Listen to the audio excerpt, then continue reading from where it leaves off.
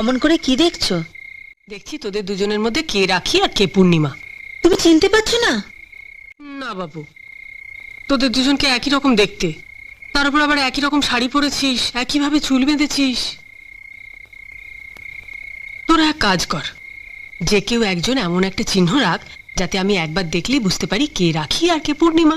তুমি বলার আগে আমি সেই ব্যবস্থা করে ফেলেছি। আমি রাখি, আমার হাতে সবসময় এই লাল সুতোটা বাঁধা থাকবে। ওইটুকু একটা চিহ্ন? তুই দুষ্টুমি করে হাতটা লুকিয়ে ফেললে আমি তো তোকে চিনতেই পারবো না। ঠিক আছে, কি করা যায় বলতো? তুই যেমন শহরের পোশাক মানে প্যান্ট শার্ট সালাগঞ্জ পরে থাকিস সেরকম পরে থাকবি। না না, তাহলে মজা করে যাবে না।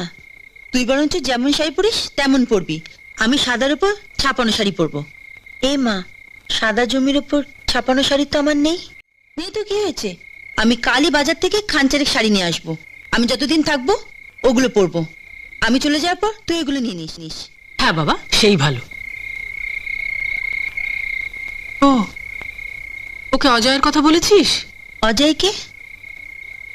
ওর কাছেই শুনে নিস। কে রে এই অজয়? এখানে এক কিট্টু জমিদার আছে, তার ছেলে।